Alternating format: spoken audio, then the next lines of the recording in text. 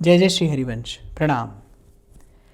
प्रभु से आप सबके स्वस्थ जीवन की मंगल कामना करते हुए आप सबके हृदयस्थ प्रेम प्रभु को प्रणाम करता हूँ। हृदय का एक भाव आप सबसे कहने के लिए उपस्थित हुआ हूँ। चिंतन कर रहा था आज की परिस्थिति का विचार करते हुए, जो कि स्वाभाविक है। पुराणों में एक कथा आती है। एक असुर था, रक्तबीज। कहते हैं उसकी शक्ति बड़ी भयंकर, बड़ी विचित्र थी। उसके रक्त का एक बिंदु गिरता था और उस एक बिंदु के गिरते ही दूसरा रक्तबीज उत्पन्न हो जाता था। देवता मुनि हार गए, लेकिन उसका पार नहीं पा सके, उसे परास्त नहीं कर सके।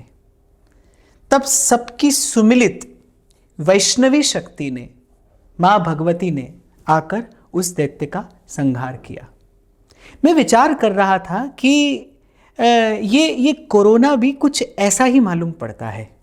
जैसा मैंने कहा, उस रक्त बीज की एक बूंद गिरती थी रक्त की और एक दूसरा रक्त बीज उत्पन्न हो जाता था। आप चिंतन करिए, आप विचार करिए कि ये बिल्कुल ऐसा ही नहीं है। It is again a droplet. एक बूंद गिरती है और दूसरा कोरोना उत्पन्न हो जाता है। जैसा मैंने कहा कि देवता, ऋषि, मुनि, गंधर्व सब हार गए, कोई उसे परास्त नहीं कर सका। तब सबकी सुमिलित शक्ति ने, सब देवताओं की सुमिलित शक्ति ने, उस वैष्णवी शक्ति ने आकर, उस महामाया ने आकर उस असुर का संहार किया। हमारे ऋषि मुनि पुराणों में, शास्त्रों में सब विपदाओं का हल हमें देकर गए हैं।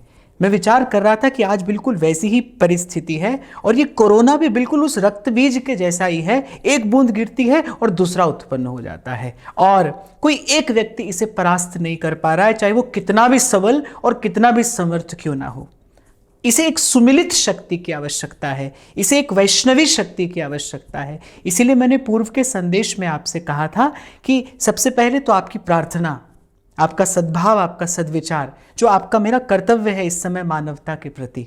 और दूसरी बात, वैष्णवी शक्ति ने उस रक्तबीज का संहार किया। आपको और मुझे भी आज अपने जीवन में, अपने भीतर उसी सात्विक शक्ति का विकास करने की आवश्यकता है। देखिए, अब भी देख लीजिए, इसे पहचानिए।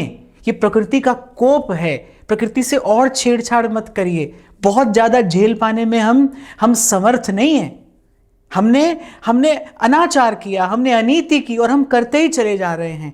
लेकिन मैं आपको बताऊं कि प्रकृति का लगाया हुआ एक चांटा, प्रकृति की नन्ही सी चपत भी झेल पाने में हम समर्थ नहीं हैं। आपको और मुझे फिर से वही करना होगा जो हमारे ऋषि मुनियों ने कहा, जो हमारे ऋषि मुनियों ने किया, जो हमारे ऋषि मुनियों ने हमारे लिए मार्ग बनाया।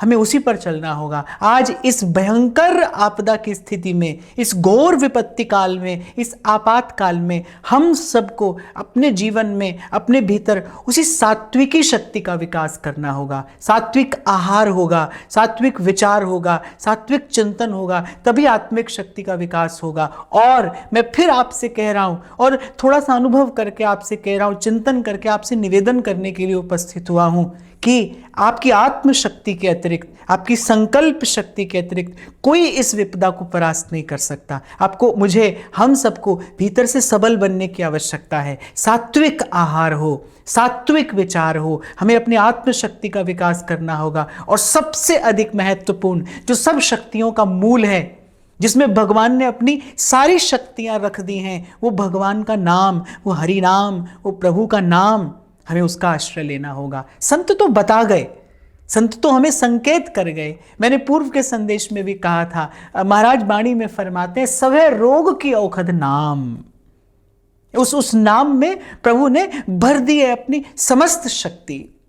इस प्रकार अपने जीवन में इस समय सात्विक शक्ति का विकास करिए, अपने आत्मबल का विकास करिए, अपने चिंतन को शुद्ध करिए। डरिए नहीं, घबराइए नहीं। निश्चित रूप से कठिनतम परिस्थिति है और जाने कल क्या होगा। और मैं तो सदा आपसे कहता आया हूं कि कौन ये सुनिश्चित कर सकता है कि ये विपत्ति टल जाने के बाद फिर कोई और आपदा नहीं आ खड़ी होगी। क्योंकि जिस प्रकार का जीवन हम जीते जा रहे हैं, इस प्रकार की जीवन शैली हम अपनाते जा रहे हैं, हमें जाने ऐसी कितनी आपदाओं को झेलना पड़ेगा, हम पर जाने कितनी विपदाएं आएंगी। मत करिए ऐसा। आज ही से, जब जागिए तब सवेरा है। बड़े लोग कहते हैं गई सो गई तू राख रही को। जो आज आपके मेरे हाथ में है, कम से कम उसे संभाल लिया जाए, उसे संवार लिया जाए। प्रभु के नाम का आश्रय लीजिए, अपने जीवन में सत्वगुण का विकास करिए, प्रकृति से संतुलन साधिए, सात्विक आहार और सात्विक विचार जीवन में लाइए, अपनी आत्मशक्ति का विकास करिए, अपनी संकल्प शक्ति का विकास करिए। आपकी संकल्प शक्ति आपको तो सबल बनाएगी ही, जाने आपके साथ कितने लोगों का संबल बन जाएगी। और मुझे लगता है इसी का नाम जीवन है, इसी को जीवन जीना कहते हैं।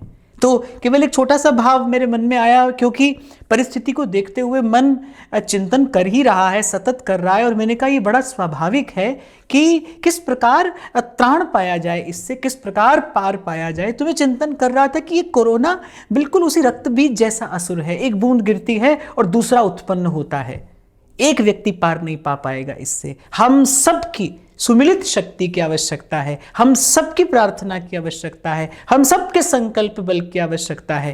विपदा तो आई है, निश्चित रूप से आई है, और घोर विपदा आई है। पर मैं कहा करता हूं कि कोई भी परिस्थिति, कोई भी प्रतिकूलता प्रभु की कृपा से बड़ी नहीं है। प्रभु की कृपा की ओर निहारिए, प्रभु के नाम का आश्रय लीजिए, इससे आपकी आत्मिक शक्ति का विकास होगा। क्योंकि इस घोर कलिकाल में प्रभु ने कृपा करके अपनी समस्त शक्तियां अपने नाम में पधरा दी हैं।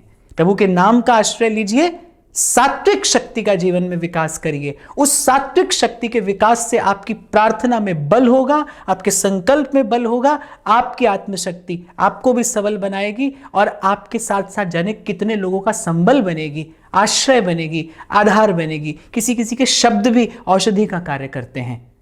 हो सके तो इस बात पर विचार करिएगा। प्रणाम।